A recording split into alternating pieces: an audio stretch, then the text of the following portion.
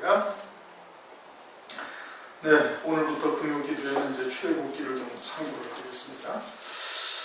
출애굽기는 말 그대로 그 애굽에서 나오는 것을 이제 기록한 장면, 기록하는 것이 이제 출애굽기인 겁니다. 그리고 이제 광야 생활에 대해서 이렇게 기록을 하고 있죠. 창세기 15장 13절을 보면은 하나님께서 아브라함에게 이방에서 계기되어져서 400년 동안 이방인들을 섬기고 그들이 너희를 괴롭게 하리라 그렇게 말씀하신 대로 이제 애국으로 전부 내려갑니다. 창세기의 끝이 이제 애국으로 내려가는 것이죠. 그래서 이스라엘 야곱이 애국에 내려가서 죽고 그리고 이제 요셉도 애국에서 죽는 것으로 이제 끝이 나죠. 그래 이제 하나님께서 아브라함에게 약속하신 대로 이제 이방 땅에 계기되는 그와 같은 과정이 이루어진 것이고, 아울러서 창세기 15장 14절에도 또 하나님께서 말씀하시기를 그 섬기는 나라를 내가 징치할지며 그 후에 내 자손이 큰 재물을 이끌고 나오리라. 하나님께서 이방 땅에 계기되었던 이스라엘 백성들을 하여금 다시 나오게 하신다고 약속을 하신 거예요. 그렇게 그러한 하나님의 말씀대로 그대로 이제 성취되고 그것을 기록하신 것이 출애굽기죠. 그래서 노예나 다름이 없던 이스라엘 백성들을 하나님께서 구출해내시고 그리고 그들에게 율법을 주셔서 하나님의 백성으로 삼으시고 그들을 제사장의 나라로 또 장자의 나라로 하나님께서 이렇게 세우신 겁니다. 그런데 이제 이와 같은 과정들이 이스라엘을 통해서 영적으로 오늘날 교회들에게 하나님께서 이제 이루시는 것을 이제 그림자적으로 나타낸 것을 우리가 알 수가 있는데, 이제 출애굽기를 통해서 이제 그러한 뜻을 이제 살펴보도록 하겠습니다. 1절 야곱과 함께 각기 권속을 데리고 애굽에 이른 이스라엘 아들들의 이름은 이라니 르우벤과 시몬과 레위와 유다와 이스라엘과 스불론과 베냐민과 단과 납달리와 갓과 아셀이요 이미 애굽에 있는 요셉까지 야곱의 혈속이 모두 70인이었더라. 70인이라고 말씀하고 있어요. 근데 창세기 46장 26절을 보면 야곱의 몸에서 난 자가 66명이 애굽으로 내려왔다. 그렇게 말씀을 하고 있어요. 야곱의 몸에서 난 자라는 것은 야곱을 제외한 자식들이 66명이라는 얘기예요. 자녀들과 자식들과 손자들이 다 해서 66명. 그러면 야곱까지 해서 몇 명이에요? 야곱까지 해서 67명이 내려온 겁니다. 그리고는 애굽 땅에 있던 요셉과 두 아들. 그 요셉의 부인은 야곱의 몸에서 난 자가 아니죠. 또 야곱의 아들들의 부인들도 야곱의 며느리들도 야곱에서 난 자가 아닌 거예요. 그렇게 야곱의 몸에서 난 자가 66명이 내려왔다는 것은 야곱과 함께 야곱을 통해서 나온 자녀들, 야곱의 씨로 말미암아 난 자녀들이 66명이고 그리고 야곱까지 67명이 내려온 거예요. 그리고는 애굽 땅에 있던 요셉과 요셉의 두 아들이 야곱의 몸에서 난 자니까 3명이 합들여서 70명이다 이렇게 얘기하고 있는 겁니다. 그러면 사도행전 7장 14절에는 75명을 말하는데 75명이 애굽으로 내려왔다는 거예요. 75명은 누굴 말하는 거예요? 그것은 야곱의 며느리들까지 다 포함된 숫자인 겁니다. 그러니까 야곱의 몸에서 난 자는 딱 70명인 거예요. 전체를 다해서 70명이 내려온 것이 애굽 땅으로.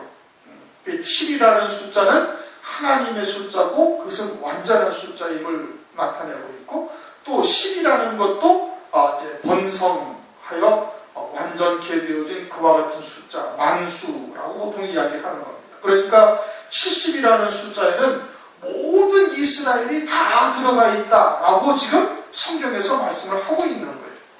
모든 이스라엘, 그리고 영적인 이스라엘이 다 그 속에 들어가 있는 것을 말씀을 하고 있는 거예요. 그래서 예수님이 마태복음 2장 15절인가? 예수님이 이제 헤롯 왕이 그 베들레헴 인경의 아이들을 다 죽이려 하자 하나님께서 요셉에게 현몽하여 나타나셔가지고 애굽으로 피하라 그렇게 말씀하시죠. 그래서 애굽으로 피한 다음에 하나님께서 성경에 기록하기를 이는 내 아들을 애굽에서 불렀다 함을 이루려 함이라고 말씀을 하고 있죠. 호세아서 11장 1절 말씀을 성취시키기 위해서 그리스도 예수님을 갖다가 애굽으로 내려보내셨다는 얘기예요. 그런데 예수님은 예수님만 애굽에 내려간 것이 아니라 사실 그리스도 안에 있는 모든 하나님의 자녀들이 다 애굽에 내려간 거예요. 그것을 실제 이스라엘 백성들을 통해 가지고 우리에게 그림자적으로 계시를 해준 겁니다. 그렇게 가나안 땅을 유업으로 이을 자는 반드시 애굽 땅을 가야 되는 거예요. 그래서 이스라엘 백성들이 실제로 애굽 땅을 가고 예수님도 역시 애굽 땅으로 내려가셨다가 다시 올라오시는 거예요. 그러면서 아들은 반드시 애굽에서 부르신다 이겁니다. 애굽을 통해서 아들을 부르신다는 거예요.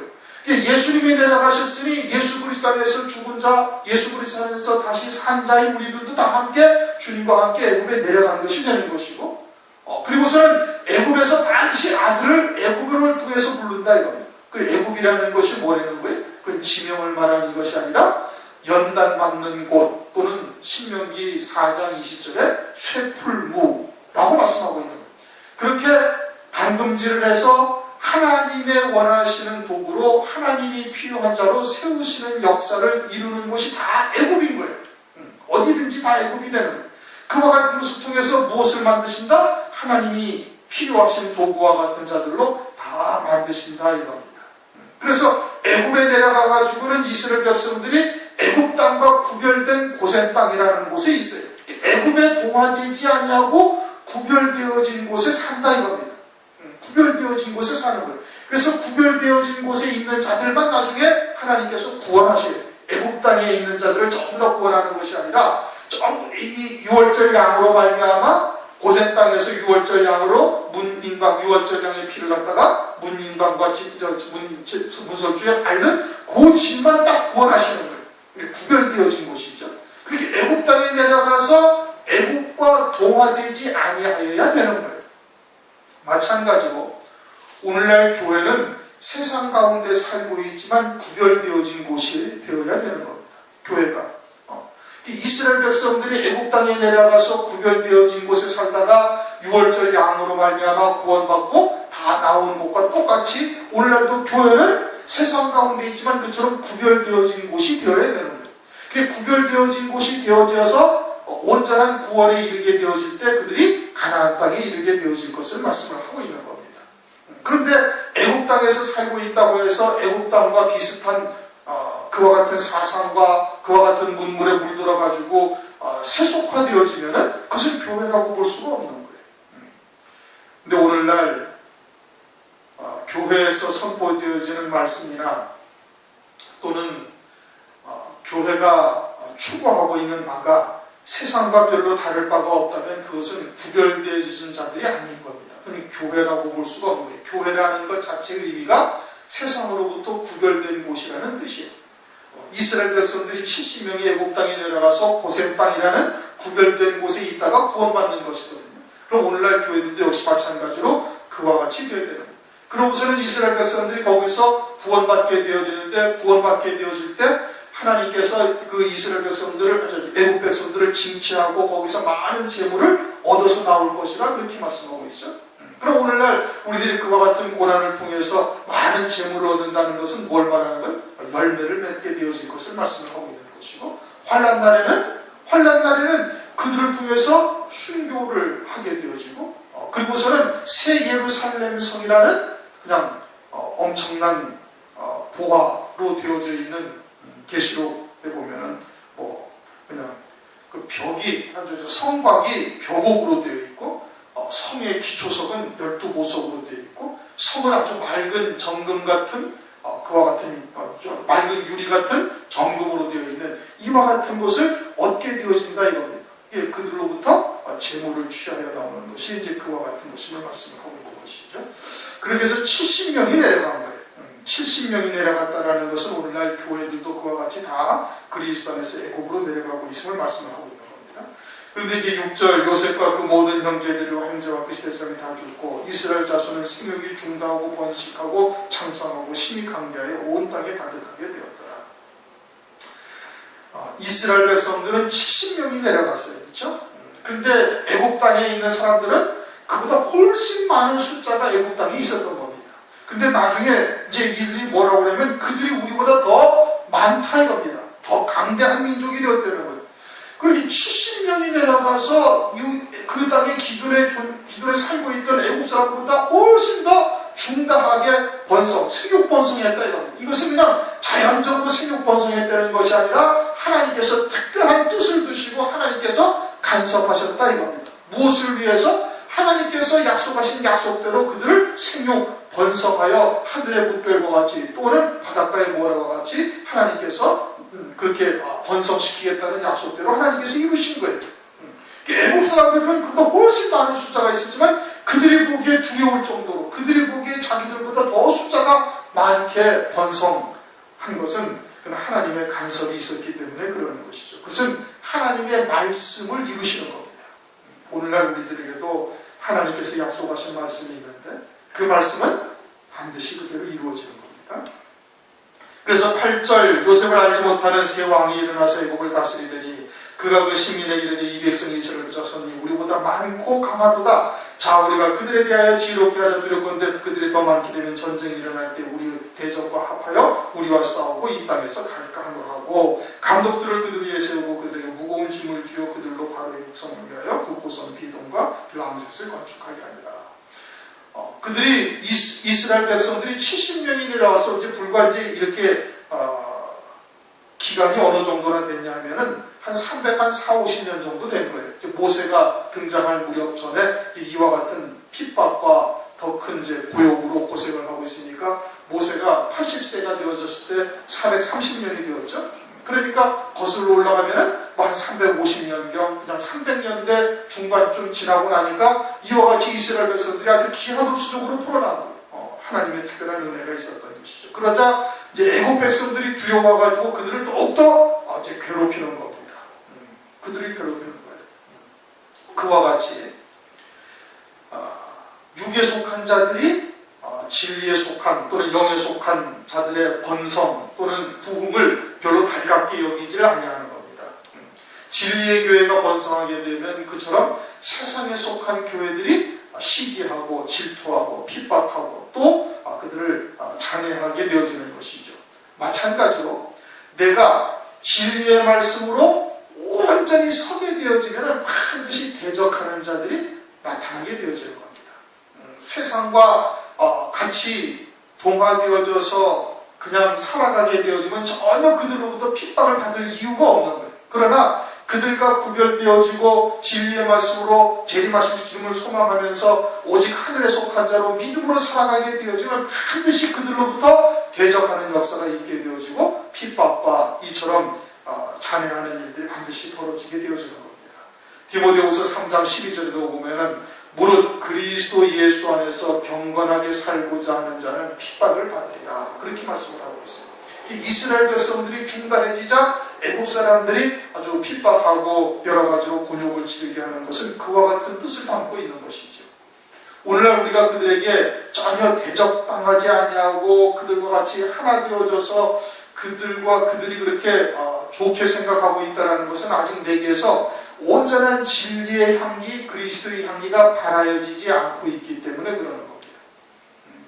온전한 진리의 말씀으로 세워져서 그것이 삶에 나타나게 되어지면 반드시 그들로부터 이와 같은 대적당하는 역사가 있게 되어지는 것이죠. 12절 그러나 학대를 받을수록 더욱 번식하고 참성하리. 그런데 핍박을 받으면 받을수록 더욱 번성한다는 거예요. 그래가지고 더욱 심한 고역을 치르게 하는데 그럴수록 더 번성한다 이겁니다. 초대교회 때도 하나님의 교회를 갖다가 유대인들이 핍박하고 잔해하고 다 치니까 다 흩어졌지만 결국은 어떻게 하지? 결국은 더 부흥되어지는 역사가 반드시 나타나게 되어지는 겁니다. 일반적으로 생각하면은 핍박하고 잔해하면 그 세력이 줄어들리라고 생각하는데 그러나 초대교회 때 사도들과 그 성도들을 갖다가 잔해하고 내쫓고 핍박했는데 오히려 교회가 어떻게 됐지? 더 부흥해가지고 오늘날까지 이어지게 되어진 겁니다. 더더군다나 우리가 이제 진리의 말씀을 우리가 이제 믿고 있다라고 이제 여기는데 그렇게 되어졌을 때의 우리에게 다가오는 여러 가지의 고난은 우리의 속 사람을 더욱더 강건하게 하는 은혜를 우리에게 주시는 겁니다. 고난이 내게 유익이다. 시편 119편에 그렇게 말씀하고 있죠. 고난당한 것이 내게 유익이다. 그것으로 인해서 주님의 율례를 배우게 되었다. 고난이 없이는 그와 같은 온전한 믿음, 정금과 같은 신앙에 이룰 수가 없는 것이. 그러니까 고난은 무엇을 위하면 우리의 온전한 신앙으로 세우기 위한 하나님의 뜻이 담겨져 있는 겁니다. 그리스도와 함께한 후사라면 반드시 그와 같은 그리스도와 함께 고난도 받아야 될 것을 말씀을 하고 있는 것이죠. 그러니 아들의 신앙은 반드시 애굽을 통해서 불러내신다. 이걸 절대 잊어서는 안 되는 겁니다. 15절 애굽 왕 히브리 사람 히브리 산파 시브라는 자와 부하라는 자에게 일러 가로되 너희는 히브리 여인을 위하여 조산할 때 살펴서 남자이든 죽이고 여자이든 그를 살게 두라. 그러자 이제 너무 이제 이스라엘 애굽 사람이 이제 애굽 왕이 이제 히브리 사람 이제 산파를 불러가지고 이제 명령을 하는 겁니다. 남자는 다 죽이고 여자만 살려두라 이겁니다. 아이를 받을 때 남자면은 아이를 죽이려는 얘기죠. 남자라는 것이 영적으로 무엇을 뜻하는 거예요? 아버지의 유업을 잇는 자가 남자인 것이고 딸은 여자아이는 아버지의 유업을 잊지 못하는 것이 딸의 신앙의 모습인 것이. 그런데 아들을 낳을 때마다 다 죽이라는 것은 그렇게 해서 결국은 어떻게 하겠다는 얘기예요? 히브리 사람들을 애국화시키겠다는 얘기예요. 아들이 없으면은 딸만 낳게 되어지면 그 사람들이 그 여자들이 누구랑 결혼을 해야 돼? 애국 사람들과 결혼을 해. 그 애국의 씨를 받게 되어지면 결국은 애국에 동화되어지고 애국과 하나가 되어져서 애국화 되어지니까 애국 사람이 되어지니까 그렇게 해서 아주 애국 사람으로 만들려고 그랬던 것이죠. 그런데 오늘날 이와 같이 남자는 죽이고 여자는 살게 하라는 것은 하나님 아버지의 유업을 잇는 자들로 살지 못하게 하는 역사를 말하는 겁니다. 누가 그렇게 해? 마귀가 그렇게 하는 거예요. 그러니까 하나님의 자녀들로 하여금 아버지의 유업을 받지 못하는 자로 세우게 하기 위해서, 되게 하기 위해서 그들의 행하는 역사가 뭐예요? 그는 거짓말을 하는 겁니다. 거짓 선자를 통해서 하나님의 말씀을 미혹, 혼잡하게 하고 바리새인의 누룩과 또 사두개인의 누룩을 섞인 떡들을 먹게 해가지고 결국은 세속화시키고 세상과 다를 바 없는 교회가 되게 해가지고 하나님 아버지의 유혹을 받지 못하는 게 하는 거예요. 그것이 다 아들을 죽이는 것과 다를 바가 하나도 없는 겁니다. 오늘날 마귀들이 그러한 미혹의 역사를 하고 있는데 그와 같은 미혹의 역사가 무엇인지 우리가 분별할 수 있는 자가 되어야 되는 겁니다. 진리의 말씀을 통해서 그와 같은 분별을 할 수 있는 자가 되어져야 마지막 때 아들의 자리에 온전히 이룰 수 있게 되어지는 것이죠. 그런데 오늘날 교회들이 그와 같이 세속화 또는 인본적 신앙이 되어져 가지고 변질된 말씀이 오늘날 이제 범람하고 있는 겁니다. 그래서 주님께서도 말씀하시기를 마태복음 24장에 노아의 때와 같다고 말씀하고 있는 것이죠. 노아의 때와 같다. 그렇게 해서 아주 홍수물이 범람을 하고 있는 것이고 그와 같은 물을 먹는 자들이 환난 날에 다 이제 땅에 떨어진 별이 되는 거예요. 그래서 요한계시록 8장에 셋째 천사가 나팔을 부니까 아주 큰 별이 하늘에서 떨어져가지고 그냥 여러 물샘에 떨어졌다. 그래서 그 물을 먹는 자마다 그 물이 쑥물이 되어가지고 다 죽게 한다. 또 요한계시록 12장 4절에 보면 큰 붉은 용이 그 꼬리로 하늘의 별 3분의 1을 땅에 떨어뜨렸다. 땅에 떨어진 별이라는 것은 하나님의 종들이 땅에 속한 자, 세상에 속한 자가 되었다는 것이죠. 그렇게 해가지고 결국은 그들이 뭐가 돼? 음료 교회들이 되는 겁니다. 그러다가 적그리스도를 경배하고 짐승표를 받고 재림하실 주님을 대적하다가 결국은 영원한 진노의 심판을 받게 되는 것이죠. 그러니까 남자를 죽이라라는 것은 아들의 신앙을 아주 도말시키는 것을 말하는 거예요. 그 무엇으로 그래요? 말씀을 혼잡하게 해서 그러는 겁니다. 그런데 이제 오늘날 이미 그와 같은 일들이 이미 우리 눈으로 이제 그렇게 이루어지고 있음을 우리가 볼 수가 있는 겁니다. 그런데 17절 그러나 산파들이 하나님을 두려워하여 왕의 명을 어기고 남자를 살린지라. 왕의 명을 어기고 남자들을 살렸다. 당시의 왕이라는 것은 이 세상에서의 절대자인 겁니다. 생사여탈권을 딱 쥐고 있는 것이죠. 근데 그러한 왕의 명을 어겼다라는 것은 육신의 목숨을 귀하게 여기지 아니했다 이겁니다. 그보다는 하나님을 두려워했다는 거예요. 하나님이 더 참 절대자이시고 하나님을 믿는 히브리 산파들이니까 하나님을 믿는 믿음으로 그와 같은 왕들의 명을 명에 굴복하지 아니하는 것이죠. 그러니까 세상이 감당하지 못할 믿음을 이 히브리 산파들이 가진 거예요. 육신의 목숨을 버릴 수 있는 그와 같은 믿음의 자리까지 이들이 이르렀다 이겁니다. 하나님을 두려워했다는 것은 누가복음 12장 5절을 보면은 마땅히 두려워할 자를 내가 너희에게 보이리니 곧 죽인 후에 또한 지옥에 던져넣는 권세 있는 자를 두려워하라. 내가 참으로 너희에게 이르노니 그를 두려워하라. 하늘에 속한 자라면은 하나님을 당연히 두려워하는 거예요. 땅에 속한 자요 육으로 사는 자이기 때문에 하나님을 두려워하지 아니하는 겁니다. 누가복음 18장 1절 이하에도 보면은 도시에 사는 한 과부가 있는데 하나님을 두려워하지 아니하는 재판관을 우리가 이제 거기서 말씀을 통해서 볼 수가 있어요. 그게 누구를 말하는 거예요? 자기의 육체를 말하는 거예요. 육체는 이 땅에서 죽고 나면 끝이니까 하나님을 두려워하지 아니하는 거거든요. 육으로 사는 자는 이처럼 하나님을 두려워하지 아니하나 하늘에 속한 자요 영으로 사는 자는 하나님을 당연히 두려워하는 것입니다. 하나님을 당연히 두려워할 뿐 아니라 세상의 권세 가진 자들에 대해서 그들과 타협하거나 그들에게 굴복하지 아니하는 것이죠. 18절 애국왕이 산파를 불러서 그들에게 이르되 너희가 어찌 이같이 하여 남자를 살렸느냐? 산파가 바로 이르되 대답하되 히브리 여인은 애국 여인과 같지 아니하고 건장하여 산파가 그들에게 이르기 전에 해산하였더이다 하매 사실은 산파가 왕에게 지금 거짓말을 하고 있는 것이죠. 그리고 왕도 그와 같은 것을 모를 리가 없는 겁니다. 그런데 그들을 갖다가 20절에 뭐라고 그러냐면 하나님이 그 산파들에게 은혜를 베푸십니다.